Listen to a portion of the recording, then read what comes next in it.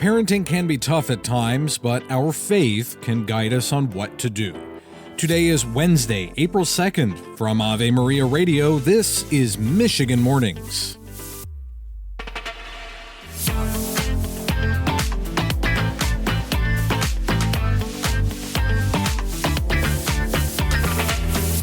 Good morning from Ishpeming. I'm Matthew Handley. Let's begin with the news. The final of 4 U.S. soldiers who went missing in Lithuania after their armored vehicle sunk in a bog has been found dead. Sergeant Troy Smith Knutson-Collins was from Springfield in West Michigan, and his father, Robert Collins, says he spoke to his son for 34 seconds the Sunday before their training mission. And he even grew more as a man, and a man that I totally respect. He has just turned out to be awesome. The soldiers were part of the 1st Armored Brigade Combat Team, 3rd Infantry Division, and partaking in a training exercise in Eastern Europe. Hundreds of U.S. and Lithuanian soldiers took part in the recovery operation.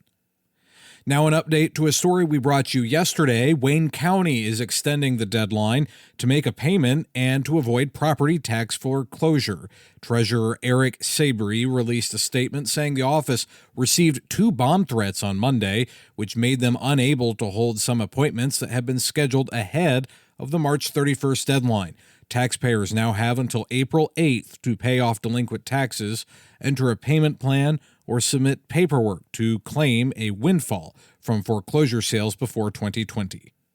Attorney General Dana Nessel is joining a coalition of other states filing a lawsuit against the Department of Health and Human Services and Secretary Robert F. Kennedy Jr. over termination of grants given to state health departments. The lawsuit claims such a termination was illegal.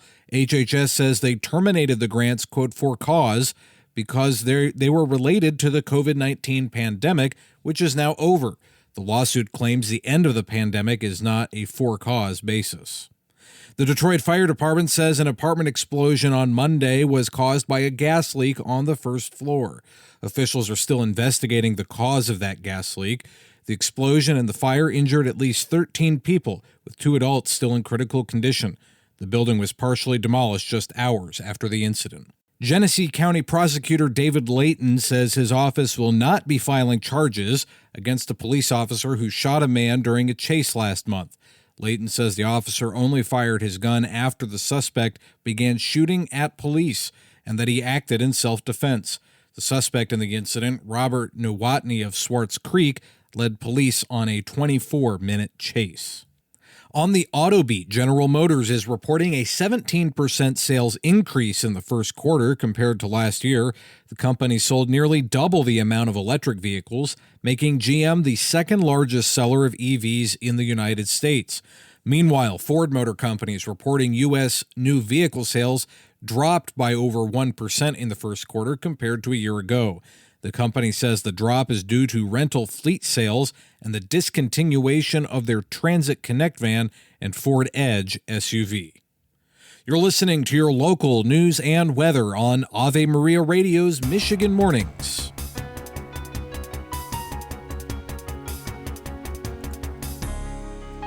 Now this. Dr. Ray Guarendi. I was raised in an Italian Catholic home. We went to church. That's what you did.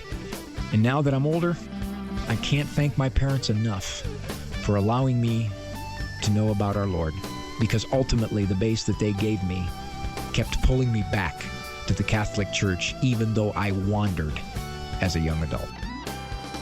The Doctor is In is today at 1 on Ave Maria Radio.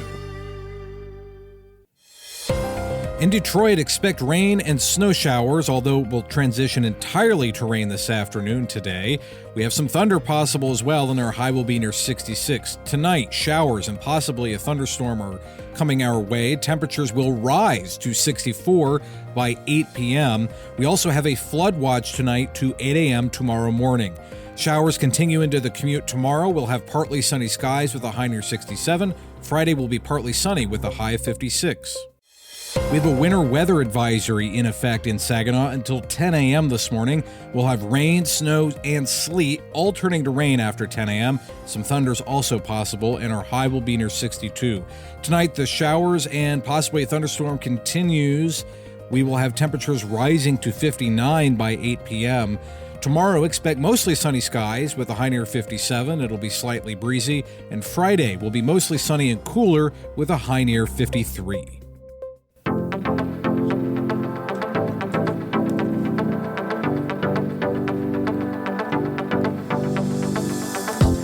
Welcome back to Michigan Mornings. I'm Matthew Handley.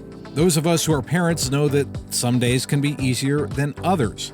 So when parenting gets tough and we do need to end up disciplining our children, what does our faith have to say about that? Dr. Greg and Lisa Popchik discussed this topic on their program, More to Life. The theology of the body reminds us that families are supposed to be schools of love and virtue. The lessons we learn from how our parents treat us become the unconscious rules we follow in our adult relationships. And this is especially true in regard to discipline, because the way we handle our children's misbehavior establishes lifelong habits in the way they'll handle conflict and disagreement with their future spouse and children, and maybe even other people, like in their workplace.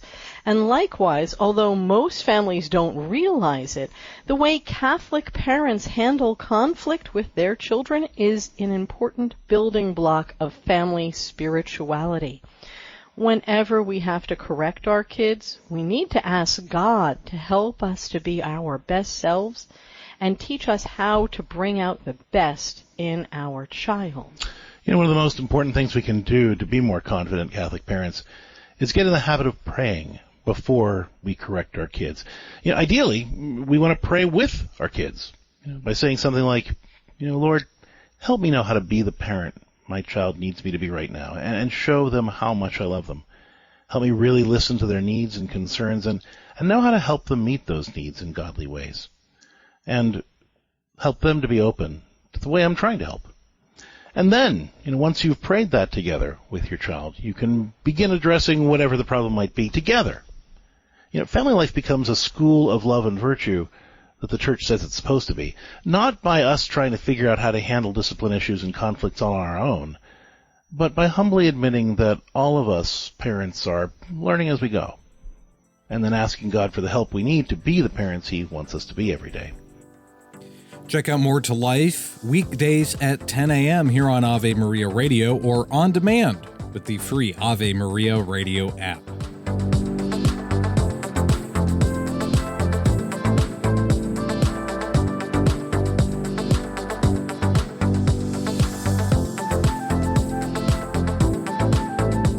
I'm Matthew Handley. That's going to do it for this edition of Michigan Mornings on a Wednesday. Happy birthday to my wife, Teresa. Lord willing, I will talk to you all again tomorrow. Until then, goodbye.